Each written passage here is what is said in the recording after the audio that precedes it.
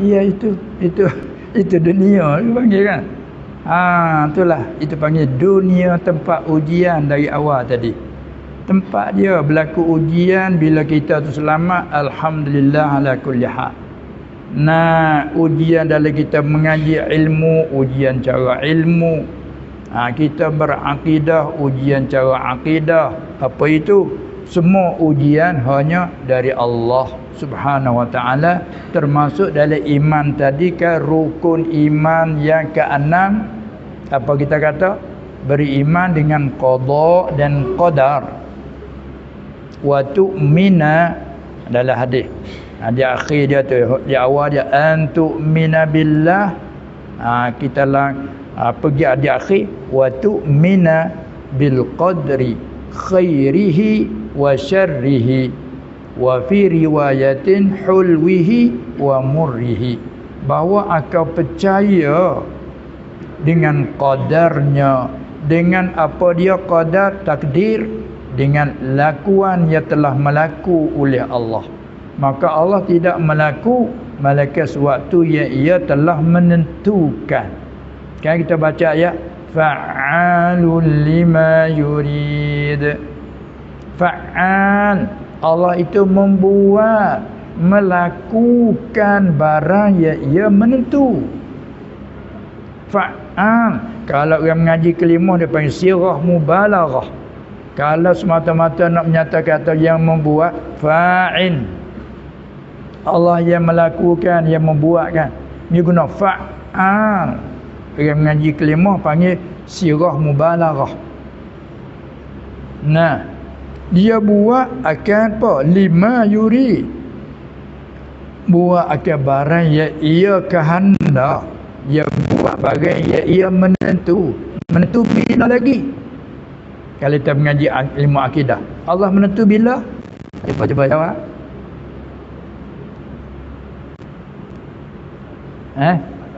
Azali.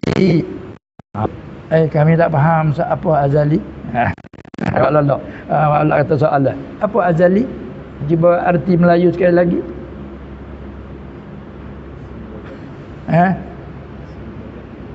Semula jadi. Ni punya sepatutnya ada mula. Sini cakap tak? Sedia kala cakap tak? Cakap? Sedia kala cakap. Sedia kala cakap. Allah menentukan sedia kala. Tapi bahasa sini sedia lah ada.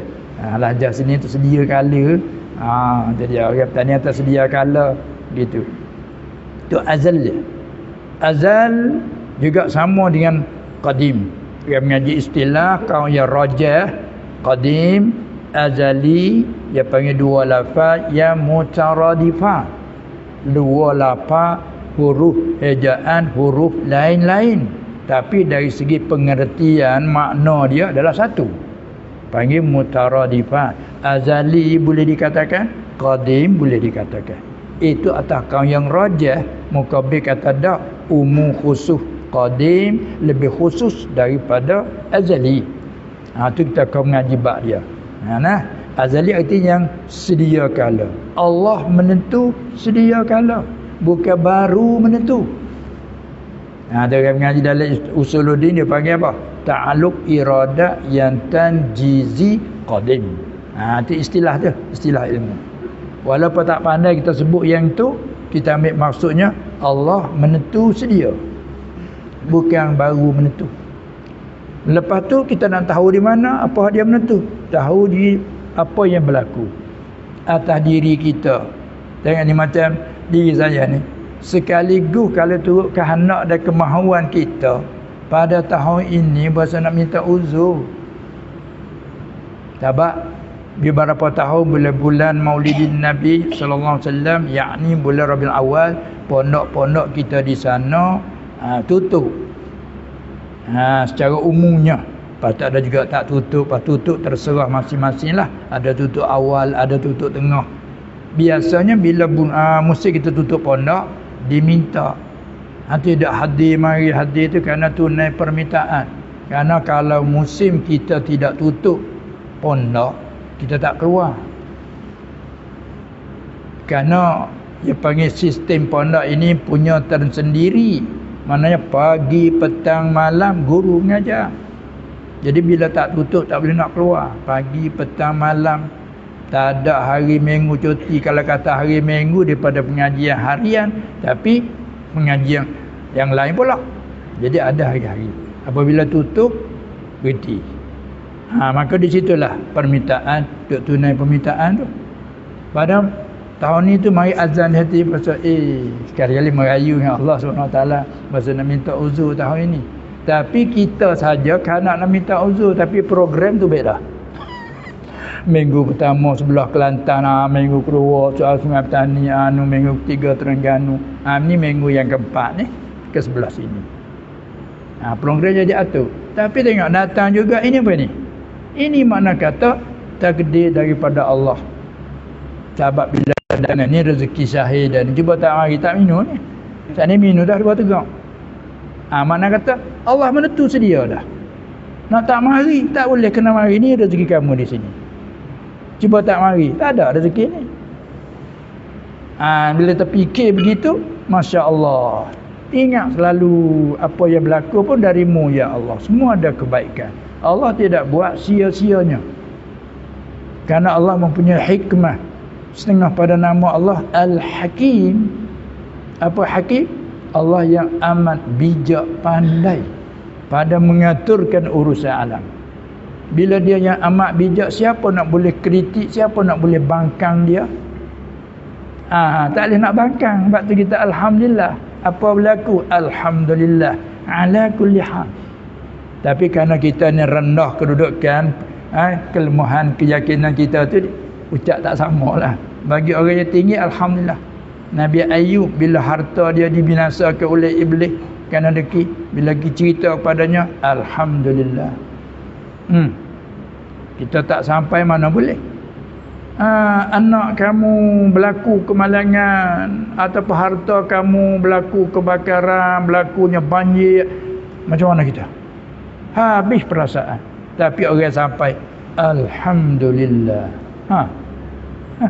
Sebab apa dia alhamdulillah? Sebab dia hakikat harta hak siapa? Hak Allah kan? Tengok dia kata wa anfiqu mimma razaqnakum. Kamu belanjalah barang rezeki pemberian yang telah kami berikan kamu. Tu, rezeki mana pemberian. Barang hak kami telah berikan kamu.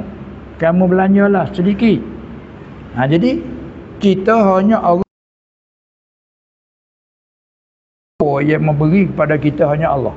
Sekalipun apa ayah kita bagi pada kita, ayah kita bagi harta kita, beri kereta kenderaan, pada zahir ayah yang memberi, kita terima kasih.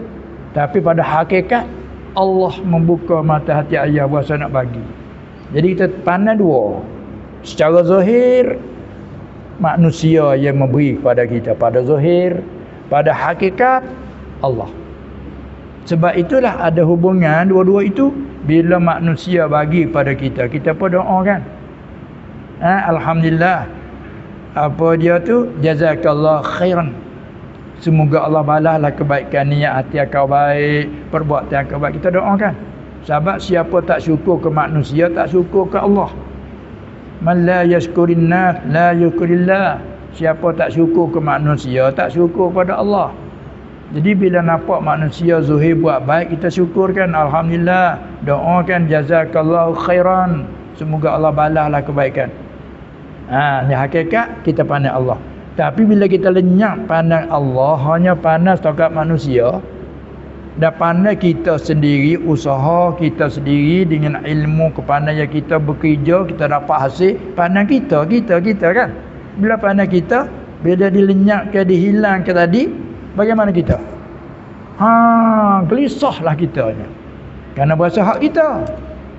Memang hak kita dari segi syariat.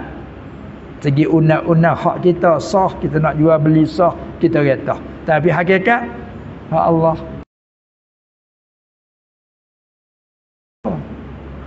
Contohnya kita ni rumah luar, kawasan kita ni selamat, banyaklah saudara-saudara kita minta tolong nak simpan, nak parking kereta di kawasan rumah kita yang selamat. Kita pun kawal sebagai amanah.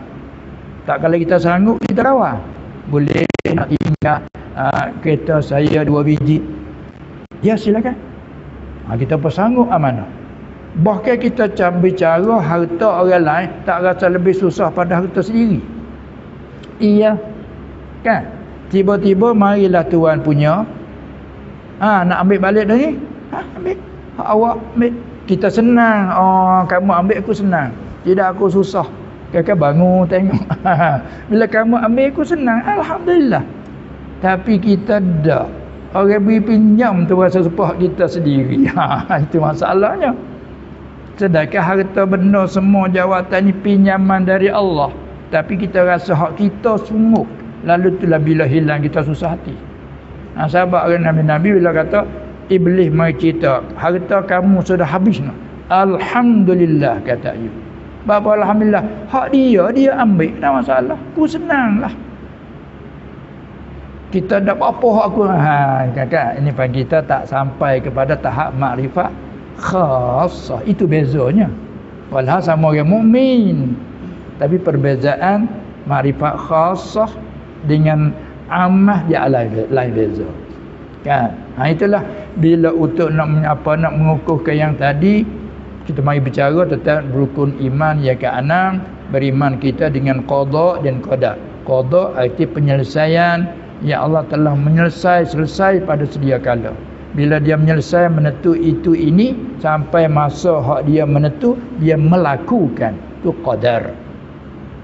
Kan? Sebab kita alhamdulillah ala kulli hal. Itu cara dia. Segala apa ujian ada di sebaliknya kebaikan. Itulah di antaranya tu. Kita jatuh sakit, ada di sebaliknya kebaikan. Apa? Di antara sakit itu antara lain mengkifaratkan kesilapan kita. Sahabat Abu Darda radhiyallahu anhu dia kata, aku kasih kematian kerana aku rindu pada Allah.